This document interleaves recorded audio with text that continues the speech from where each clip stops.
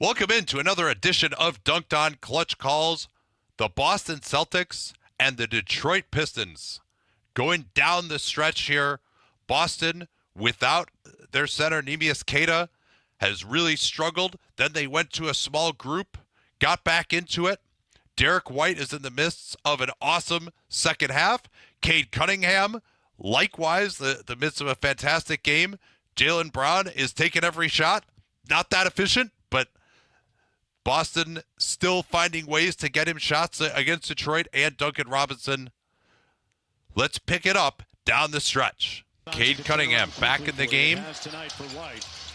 Duncan Robinson guarded by Pritchard. Now they get Pritchard onto Cade. Cade working to his spot. Goes right in on Walsh and scores over him. Walsh, 7'2" wingspan, wasn't enough.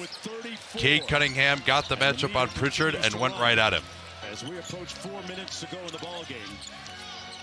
Here's White. He's matched up with Robinson. They've been trying to get Brown on Robinson these last few possessions. Brown blows by him, going at Cade, and scores on him again. Jaylen Brown has been absolutely killing Duncan Robinson, and this is where you worry about Detroit potentially in a playoff series, that he needs to be out there for shooting. Here's Jalen Duren. He got stopped at the rim by Brown. Great play by Jaylen Brown on both ends.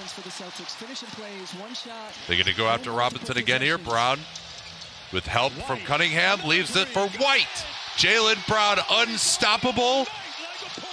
They had to load to him, and Derek White has 20 points in the second half.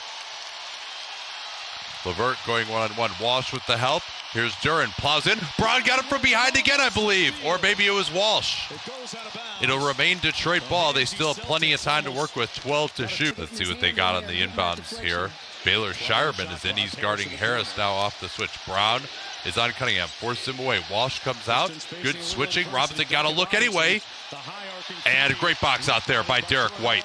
Duren, and Walsh did well to track back for the rebound, too. He's really helped their defensive rebounding. Now Brown got matched up with Robinson in transition, goes right in. Offensive rebound as there was good help from LeVert, and it's stolen by Cunningham.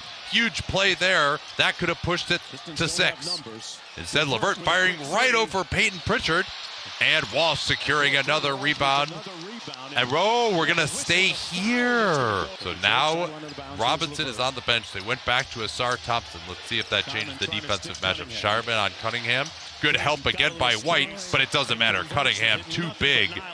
Man, that stop at the rim on Jaylen Brown at the other end could loom large. It's back to 2 now. Let's see what they've got coming down here with no one to pick on anymore. They'll try Duren. Brown has it. Now they want to go at Cunningham. At the mesh point of the screen, Brown fires it. Rebounded by Harris. Cunningham guarded by Walsh. Duren deep post up. Spins. Lost it. Triple teamed. Taken away. Got it back. And that surely is a foul. It is. Shooting foul on Derek White. Duren makes both free throws. He's really improved there at 76%. It was a clear foul on White, wrapping his arm around the back. Brown has been the engine on every possession now.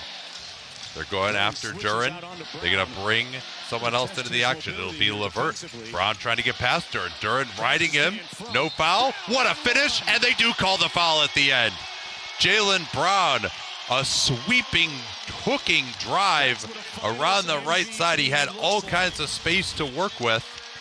Celtics with no Neemias Queta going centerless. And you could see the spacing there as he's able to finish at the basket. Just pure power by Jaylen Brown against a guy who knows a little bit about power himself in Jalen Duren. Brown gets that free throw. Celtics by 3.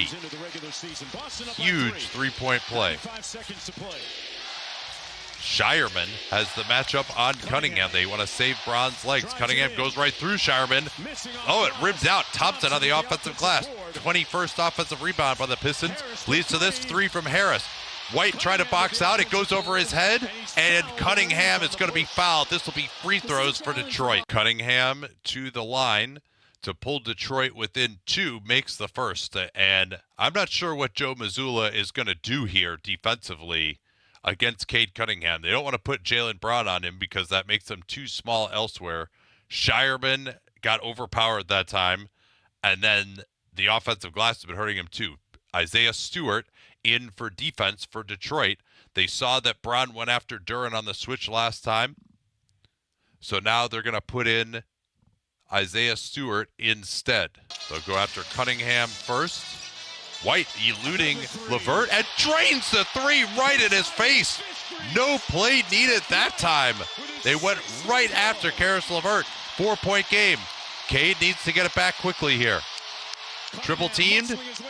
Tipped around. He's got another offensive rebound. Wide open Harris in the corner. Just missed one. He's got that one. 1-point game. The offensive glass has been responsible for the last 5 points for Detroit. LeVert trying to pressure up. Celtics need to run the time down here to only give Detroit one possession. They need to get two. Here's Brown, gets to his spot at the elbow, missed it, rebounded Thompson. Detroit can take the lead here with a 10-second differential. Boston did get the 2-for-1 though. Cunningham shoves off Shireman, 3 for a 2-point lead, way short. Thompson on the rebound, no fresh shot clock. And JB Bickerstaff's going to get a timeout here. I like this timeout. They went at them in transition, got a pretty good shot, wasn't even close. A third straight possession with an offensive rebound for Detroit. The one downside is Boston can get some defenders into the game and call a timeout if they get the stop or if they don't. JB Bickerstaff getting his offensive players in. Duncan Robinson and Jalen Duren. Isaiah Stewart and Asar Thompson are out. Meanwhile, for Joe Mazzulla, he's going to get Josh Minott into the game defensively. The way this game has gone, Boston started Luka Garza. They also played Amari Williams off the bench at center. Both of them were ineffective, so it's been largely small ball to get Boston back into this. They are 20 of 43 from downtown. And Derek White has 23 points in the second half. Let's see what JB Bickerstaff's got cooked up here. LeVert will inbound. Duren is at the elbow. He screens for Cunningham. Cunningham switched on to by the inbound man, Walsh. That's who they wanted on him. Cunningham behind the back. Oh, almost had it stolen by White, and he's lost it. What a play by White. They tried to involve Robinson in the pick and pop, and White with a beautiful hedge knocks it away from Cunningham, and now Detroit will have to foul. Look at this stunt by White, and it goes off the left hand of Cunningham. What a defensive play. So now Detroit will get defenders into the game. They want to deny the ball in bounds. They get it. Ooh, that was dangerous. White has it, though, and they'll lock him up. 2 free throws for an excellent free throw shooter, Derek White. A chance to give Boston a commanding 3-point lead with 9.9 left. White's first free throw is good. And now, with one timeout for Detroit, Boston will get their defensive players in. And the question becomes, if he makes this, will Joe Mazzulla play the foul game? He usually has been very willing to do that. But you also have to run off some time. You may not want to play that foul game here, though, because Detroit has a dominating offensive rebounding team, and Boston hasn't been able to get a defensive rebound. Maybe you just play it straight up. Because if you foul, then if they miss it, you got to get the rebound, which they've really struggled to do. 2 free throws are good by White. Timeout Detroit. This a huge game in the group. Detroit has a chance to put themselves in position to win the group by beating Orlando on Friday if they could win this one. So let's check the matchups. Boston is going small. They've got Minott and Shireman in. Brown is on the inbound to Robinson. Detroit needs a 3 here. Screen for Cade off the ball. Switched on to by Shireman. He's got it. And there's the immediate. Ooh, that was really close. Tony Brothers says on the floor, I thought Cade may have begun his shot motion. Imperative that he makes the first here. Now everybody's going to get their rebounders in. Amari Williams, the first we've seen of him, a second-round pick in this spot. And what a spot to be in with Isaiah Stewart, the guy he's got to box out. Stewart and Duren are maybe the best combo in the league you'd want to have. Although they actually have Duren out of the game here. Interesting. So I think he's going to try to just make this then. They could get the rebound if he misses. And Boston will likely call a timeout. Cunningham does make it. And Mazzulla will take the timeout to advance the ball here. JB Bickerstaff electing to have Cade Cunningham make both free throws, Joe Mazzulla will advance the ball. Again, this is not the most exciting theater. I do wish that they would adopt a rule where if you're up by 3 and you foul outside the arc, it's 1 free throw in the ball. But I don't see that rule coming anytime soon. But we're robbed of a really exciting attempt to finish the game or tie it up. Now they'll try to deny it in bounds here. Hauser looking to get open weak side. Brown pushing to get it. And, they have to take another timeout. Excellent denial by Detroit. We've seen teams get better and better at denying the ball in bounds, going back to last year's Pacers. And you should be able to do it pretty well if you think about it. It's a 5-on-4 defensively. Boston now out of timeouts. They've got Simons and Hauser and all their good free throw shooters, but they have to set a good screen, make contact, and then open up to the ball. Brown runs away, sets a screen for Simons. They're struggling to get it in still. They throw it in. It's loose. Oh, Simons lucky to get it, and they have to wrap him up. That was incredibly lucky for Boston. Again, this is another reason why it's dangerous to play this foul game to prevent a 3, because it has gotten harder and harder to get the ball in bounds in today's NBA. Teams are really drilling this now to deny it. Simons came over from Portland in a salary-focused move. He's only played 12 minutes. Cash on the first one. Detroit is out of timeouts. They're just going to have to go make or miss here. And if he makes it, will Mazzulla elect to foul again before they can get it too far into the shooting zone? This is the group that JB Bickerstaff will have to go with no timeouts now. Robinson is in, LeVert, Harris, Cunningham, and Duren. Celtics have their defensive group on the floor except for Simons. He'll have to remain out there. He's not a good defensive player. Drains that. Detroit needs a 3. Cunningham pointing to LeVert to go and get it and inbound the ball. They get it into Cade.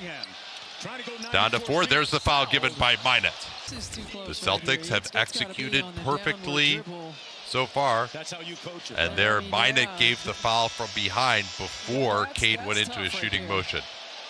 Yep, that's the right call. Still, very boring basketball right now. I do wish that they would legislate this out of the game. There's a very simple way to do it. This should be a 2-shot foul. Yes, there is the foul made. And you can't see from that angle, Josh Minot gets his hands on his back. I don't know who they're calling this on. They're calling the foul on Jordan Walsh, though. That one is closer. Yeah, Dennis Schroeder was calling no shot at the time. That's why I called it that way, too. And it'll be 3 shots for Cunningham. Woo! Well, so I thought Jenna couldn't see where she was, that Minot made contact first. The foul was on Walsh. And especially because I think they might have blown it last time. We never saw a replay of that with Cade about to get it off. I mean, I love this result. I love Boston getting hoisted by their own petard. I'm not sure it's the right call in this specific instance. So Cade has 3 free throws to tie the game, and there's the first.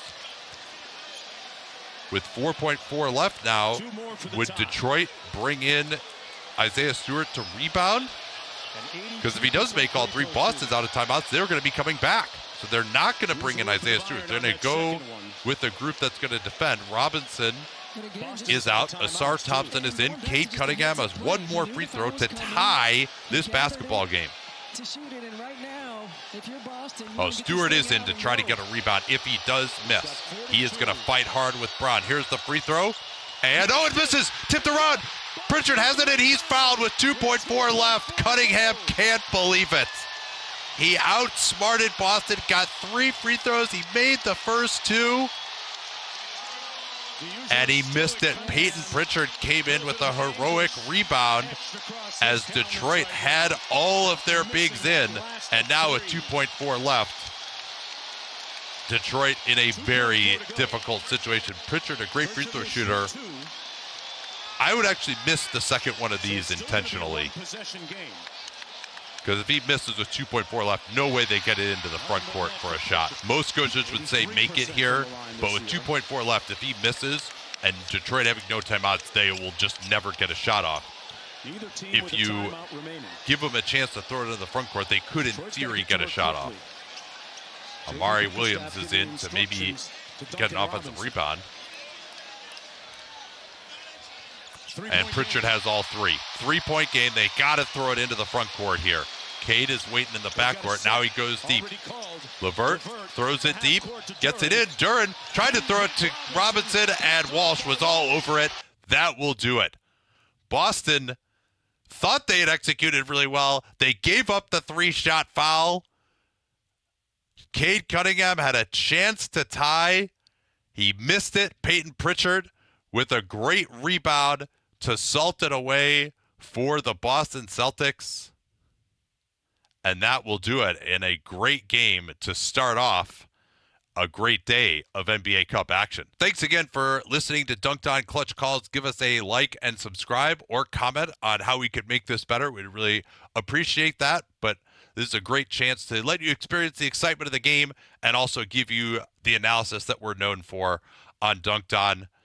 To take you through the implications of this one, Boston had already been eliminated in the group. Detroit was undefeated. The fact that Detroit only lost it by 3 still helps them. They're 2-1 plus 24. The Magic are 3-0 in Cup play after their demolition of Philly last night, plus 61 differential. So that means that Detroit versus Orlando will be for the group on Friday. That'll be an awesome game. Hopefully it'll be as good a finish as this one was.